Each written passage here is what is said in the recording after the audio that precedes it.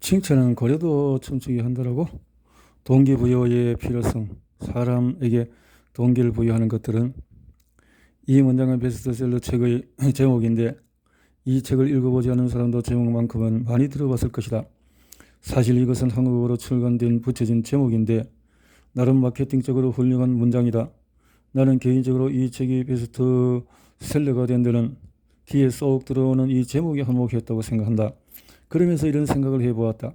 정말 고래를 춤추게 하고 싶은 사람은 많구나. 고래를 춤추게 해야 하는 상황이 정말 많은가 보구나 라고 말이다. 사실 고래가 춤을 추는 것은 고래 자신을 위한 것이 아니다. 그것을 보는 사람을 위한 것이다. 다만 어떤 보상이 주어지기 때문에 고래는 사람이 원하는 몸짓을 보여주도록 훈련받고 그것을 해내는 것이다. 책 내용과 상관없이 이 책의 제목만 놓고 따져본다면 우리에게는 약간의 오해를 줄 수가 있다. 내가 원하는 모습을 보이게 하기 위해서 칭찬을 하자. 그러면 그 사람이 춤을 출 것이다 라고 말이다. 그러나 진정한 동기부여는 그렇게 단순한 것이 아니다. 또한 단지 칭찬을 많이 한다고 해서 사람이 춤을 추는 것도 아니다. 한 개인이 성과가 나지 않는 이유는 크게 5가지 결핍 때문이다. 무엇을 해야 할지 모르는 것, 첫 번째. 두 번째, 어떻게 해야 할지 모르는 것. 할 수 없을 것 같아서. 왜 하는지 모르는 것. 하고 싶지 않은 것. 이런 것이 결핍이다. 무엇을 해야 할지 모르는 것은 교육의 부족이고 어떻게 해야 할지 모르는 것은 훈련의 부족이다. 할 수 없을 것 같다고 생각하는 것은 자신감의 부족이며 왜 하는지 모르겠다고 생각하는 것은 결과에 대한 동의가 없는 상태이며 마지막으로 하고 싶지 않다라는 태도는 동기부여의 결핍이다. 이 5가지 결핍은 서로 연결되어 있다. 교육을 통해서 무엇인가를 깨달을 때의 동기가 부여가 되기도 한다. 훈련과 코칭을 통해서 방법을 익히고 자신감을 얻으면 하고자 하는 욕구가 생긴다.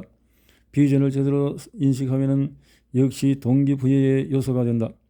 동기라는 것은 근본적으로 인간의 욕구에서 출발해야 하는데 이것은 사람마다 상황마다 다르다. 영업 담당자들은 저마다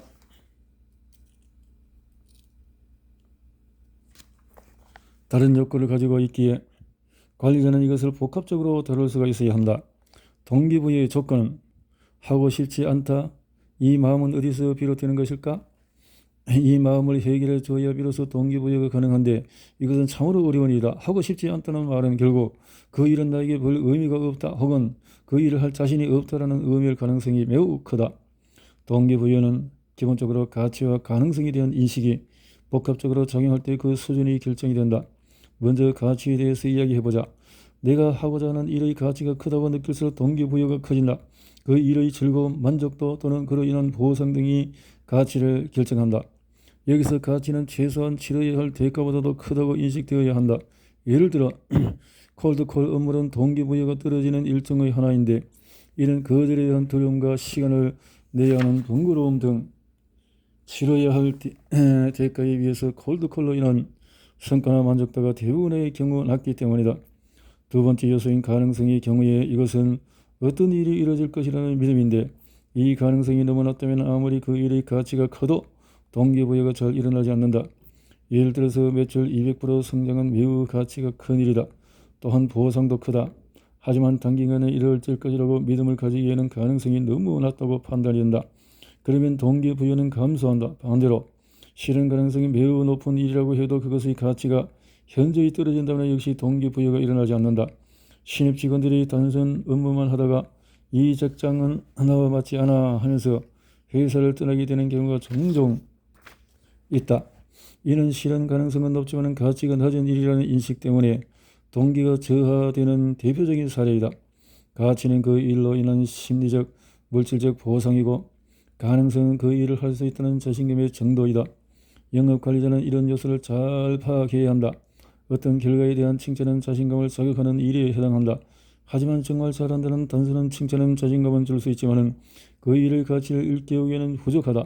또는 이 일은 정말 중요한 일이야 꼭 달성해야 해요. 보상도 크게 걸려 있어요. 하고 관리자가 강조하는데도 담당자가 움직이지 않는 경우가 있다. 그럴 때는 담당자의 마음속에 그 일이 중요하다는 것은 알겠어요. 그런데 그건 나와는 상관없는 딴 나라의 이야기예요. 하는 식으로 자신은 할 수 없다는 생각이 자리 잡고 있을 가능성이 높다. 또 하나 주지해야 할 사실은 가치와 가능성이 더하기의 관계가 아니라 곱하기의 관계에 있다는 것이다. 즉 두 요소 중에 하나가 100이라 하더라도 나머지 하나가 0이면 동기부여 역시 0이 된다. 성과 목표에 따른 보상이 아무리 크더라도 그것을 이룰 수 있다는 자신감이 0인 사람은 결코 움직이지 않는다. 그래서 영업관리자는 담당자를 잘 관찰해야 한다. 큰 목표에 대한 자신감이 0인 경우에는 그 목표를 과정별로 잘게 나누어서 적게도 한 단계는 달성할 수 있다는 자신감을 심어줘야 한다. 데일 카네기는 말했다. 작은 진진에도 칭찬을 아끼지 말라. 공식적, 비공식적, 일상적으로 동기부여나 동기부여를 할 때 주의사항은 동기부여의 실천을 위해서는 먼저 동기부여와 기만의 차이를 생각해야 된다. 우리는 흔히 어떤 일을 요구하고 그에 대해서 보상하는 것을 동기부여의 기본 공식이라고 생각한다. 물론 틀린 말은 아니다. 하지만 그것이 자칫하면 상대방을 기만하는 행위가 될 수 있다는 것을 유념해야 한다. 동기부여와 기만의 차이는 뭔가? 기만은 나 자신을 위해서 상대방을 이용하는 것이다. 즉 그 일의 목적 자체가 상대의 이익에 대해서는 전혀 고려하지 않은 채 나의 목적 달성을 위해서 상대를 대상화하고 도구화한다면 그것은 기만이 되기 쉽다. 상대 역시 결국은 나의 기만적인 의도를 알게 될 것이다. 평상시에는 나에게 전혀 관심이 없던 상사가 어느 날 갑자기 나에게 다가와서 공공씨 정말 수고 많아요. 이러이러한 부분을 참 잘하는 것 같아요 하고 느닷없이 칭찬을 한다면 나는 어떤 생각이 들까? 또 무슨 일을 시키고 이런 말을 하는 거지? 시키려고 하는 거부감이 들지 않을까? 그런 순간의 칭찬은 공허이다. 이것이 바로 기만이다. 영업 담당자는 회사의 목표 달성을 위한 수단이 아니라 자기 자신의 목표를 달성하고 성장해가는 인격적인 존재이다.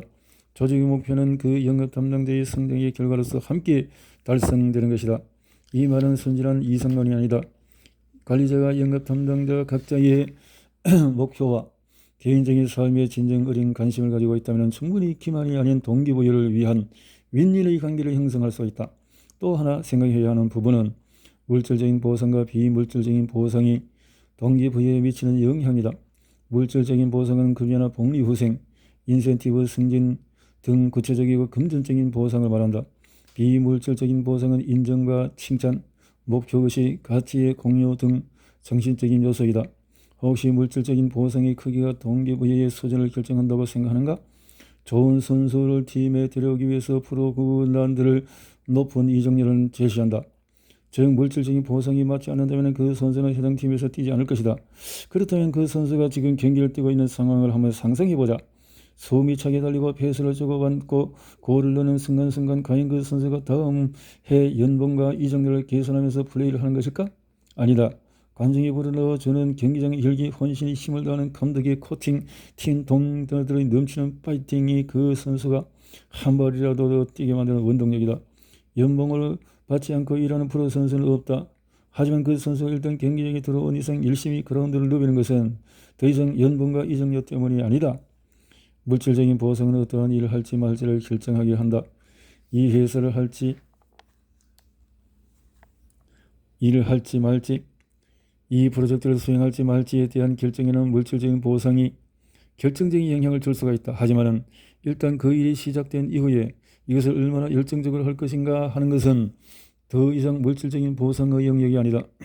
영업관리자와의 관계, 팀 동료와의 유대감, 고객의 피드백, 영업의 매 순간에서 오는 짜릿한 성취감, 그리고 노력과 성과를 인정해주고 축하해주는 사람들이 있을 때 열정의 크기가 커진다.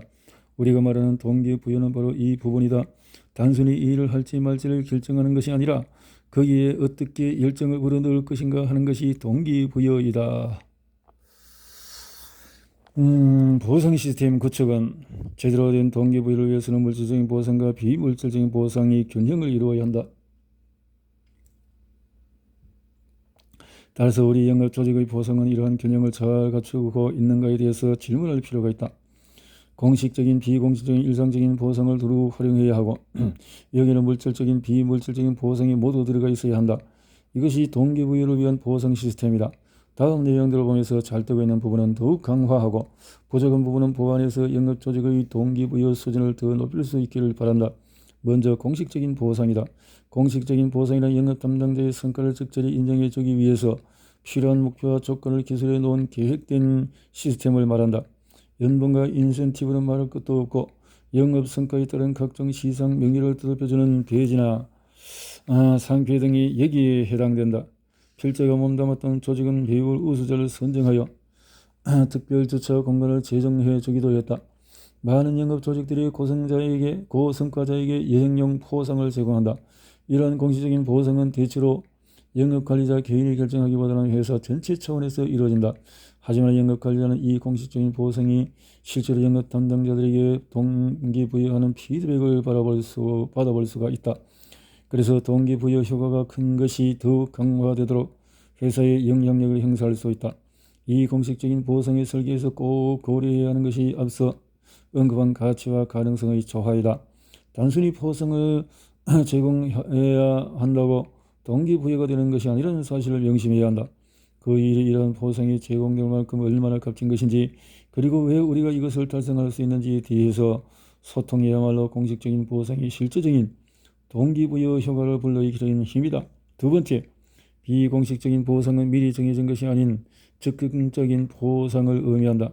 공식적인 보상은 대개 기간이 길거나 예측 가능한 수준으로 반복되기 때문에 어떤 면에서는 신선함이 없고 당연히 있는 것으로 여기게 된다. 그래서 비공식적인 보상을 활용함으로써 영업 현장에 또 다른 활력을 불어넣을 수가 있다.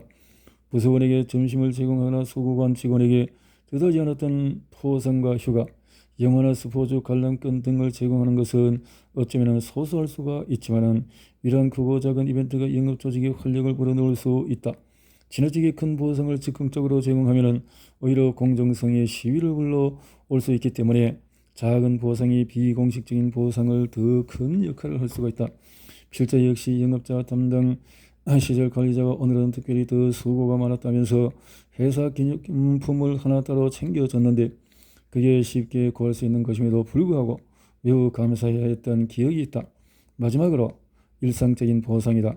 감사의 말을 표현하는 것, 그 사람이 잘한 부분을 적어서 메모를 건네주거나 메일이나 텍스트 메시지를 남겨주는 것, 특별한 성과가 있다면 회의 시간에 팀원들과 공유하면서 모두의 박수를 보내주거나 하는 활동들이 모두 일상적인 보상에 해당된다.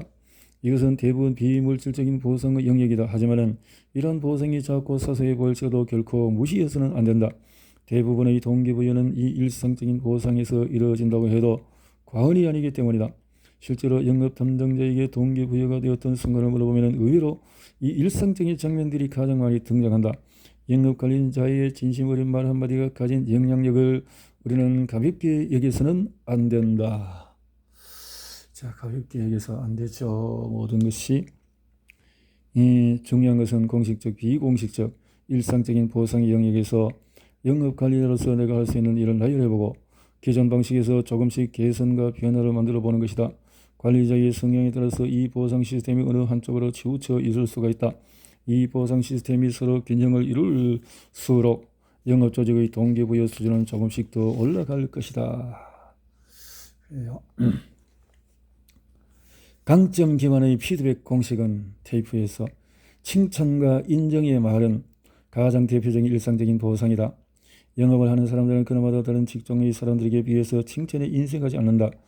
고객을 많이 만나는 일이기 때문에 상대의 장점을 찾아서 칭찬하는 것은 많은 부분이 훈련되어 있다. 하지만 오히려 그래서 제대로 된 칭찬을 하기 어렵고 그저 비상적으로 예의상하는 말처럼 여겨지기가 쉽다. 강점 기반의 피드백 공식을 살펴보고 이를 적절히 적용하게 되면 담당자에게 잊을 수 없는 동기부여의 순간을 만들어줄 수가 있다. 강점 피드백은 테이프 공식이라고 부른다. 그중에 T는 think, 그 사람의 소유물이나 겉으로 드러난 것에 대해서 언급을 말하는데 가장 쉽고 사소한 것이다. 새롭게 맞춘 옷이나 액세서리를 언급하는 것, 바뀐 헤어스타일을 말해주는 것 등 아주 사소한 것이 있지만 센스 있게 그것을 눈치채고 이야기해 준다면 일상에서의 단조로움을 탈피하고 부드러운 분위기를 만들 수 있다. 물론 이것을 동기부여라고 하기는 어렵다. 하지만 싱스를 관찰하는 것부터 칭찬의 습관은 시작이 된다. 작은 것이라고 가위에 연기지 말고 지금 사무실을 한번 둘러보고 사람들을 관찰해보라. 영업 담당자들 일상에 어떤 변화가 있는지 살펴보고 그것을 언급하는 행위는 서로의 관심을 표현하게 하고 팀 내의 관계를 보다 단단하게 만들어준다. 하루에 한 가지씩이라도 그 사람의 싱스에 대해서 언급하는 습관은 조직의 분위기를 보다 밝게 만드는 데 도움을 준다. A는 achievement, 즉 성취에 대해서 이야기하는 것이다. 이것이 가장 대표적인 칭찬의 형태이다. 계획을 성사시킨 것은 말할 것도 없고 미팅이나 제안을 하고 마치고 온 직원들에게 진심으로 수고했다고 말해주는 것은 영업관리자의 당연한 책무이다. 사실 영업은 하루하루가 성취의 연속이다. 영업은 굉장히 목적 지향적인 업무이기 때문에 전화 한 통, 미팅 한 건이 다 소중하다. 그것은 결과로 이어지는 활동들이다. 그 성취의 순간을 놓치지 않고 칭찬하는 마음을 가진다면 영업관리자가 할 수 있는 피드백은 굉장히 많아진다. 비록 그것이 당연히 해야 하는 일이라고 할지라도 잘했다고 수고했다고 우리는 말할 수가 있다. P는 퍼스널 트레이트로 개인적인 성품과 자질을 말한다. 사실 영업관리자가 더 큰 관심을 기울이고 연습해야 할 가장 중요한 요소이다. 성실한, 열정적인, 창의적인, 세심한, 인간적인, 겸손한 등 성품과 자질을 표현하는 말은 많이 있다. 하지만 이것은 실제로 표현하는 리더는 의외로 많지가 않다. 직장에서 들었던 칭찬의 말을 언급해보라고 하면 대개 수고했다, 잘했다. 역시 김과장이와 같은 단편적이고 비상적인 말에서 크게 벗어나지 않는다. 물론 이 말들도 의미가 있지만 동기부여를 일으키기에는 무엇인가 부족해 보인다. 2002년 월드컵 당시에 히든키 감독이 박지성 선수에게 건넨 칭찬 한마디는 아주 유명하다. 박지성 선수는 정신이 여기 훌륭하다. 그러한 정신력이면 정적 훌륭한 선수가 될 것이다. 그날 박지성 선수는 감독님에게서 그런 칭찬을 듣는 것은 그때가 처음이었고 그 말 한마디는 어머니가 끓여주신 미역국만큼이나 따뜻하고 소중한 것이었다고 회고했다. 이 일화를 처음 들었을 때 개인적으로 조금 놀라웠다. 박지성 선수는 국가대표에 뽑힐 정도로 열심히 선수 생활을 해왔는데 정신력이라는 내면적인 자질을 알아보고 구체적으로 표현해준 지도자가 끝까지 없었던 것이 의아했던 것이다. 하지만 다시 생각해보니 한 사람이 가지고 있는 내면적인 자질을 발견해서 그것을 정확하게 표현하는 것은 결코 쉽지가 않은 리더의 은혜라는 것을 알게 되었다. 우리는 각 영업 담당자들의 성품과 자질을 한 단어로 표현해낼 수가 있을까? 이를 위해서는 잘했다, 수고했다라고 말할 때와 다른 깊이 있는 인식이 필요하다. 그 사람의 본질적인 장점을 파악하고 언급하는 것은 상대의 가치를 재발견하는 행위이며 이것이야말로 진정한 리더의 모습이다. T를 언급하든 A를 축하하든 P를 표현하든 중요한 것은 마지막에 나오는 이 에비던스이다. 증거란 그 사람의 강점을 내가 인식하게 된 이유를 구체적으로 말하는 것이다. 김과장은 세심한 사람이기에 이 제안서에서 사소한 부분을 놓치지 않고 잘 요약해서 표현했기 때문에 좋은 결과를 기대할 수 있을 것 같습니다. 이렇게 그 사람의 장점을 세심함으로 인식했다면 그렇게 생각한 근거를 구체적으로 제시해야 한다. 이 증거를 표현할 수 있는지 여부가 칭찬과 기만을 결정한다고 해도 과언이 아니다. 구체적인 증거가 담긴 칭찬은 진정성을 담보한다. 이 차장은 참 열정적입니다. 첫 미팅에서 고객에게 좋지 않은 피드백을 받았는데도 다시 그 고객에게 조직에서 제안 기회를 이끌어내는 걸 보니 정말 대단해요. 이런 피드백을 받는 담당자의 기분은 어떨까? 자신의 장점을 인식함과 동시에 구체적인 증거 때문에 더 그 장점을 강화하려는 마음을 가질 것이다. 또한 영업관리자의 말을 진심으로 받아들일 가능성이 높아진다. 증거에 제시는 성품이나 자질을 칭찬할 때는 물론이고 성취를 언급할 때도 마찬가지로 중요하다. 이번 계약을 성사시킨 것을 진심으로 축하해요. 1년이 넘도록 한 달에도 몇 번씩 그 고객을 찾아가더니 결국은 해냈네요. 관리자가 이렇게 말해준다면 담당자는 팀장님이 나를 지켜보고 있구나, 나를 중요한 존재로 대하고 있구나 하고 느끼지 않겠는가? 이렇게 다시 칭찬은 거래를 춤추게 한다라는 말을 떠올려보자. 기만이 아닌 칭찬. 이렇게 해서 저 태평양을 헤엄치는 거래처럼 더 크고 직원들을 성장시키는 탁월한 동기부여, 이렇게 칭찬하는 것이다.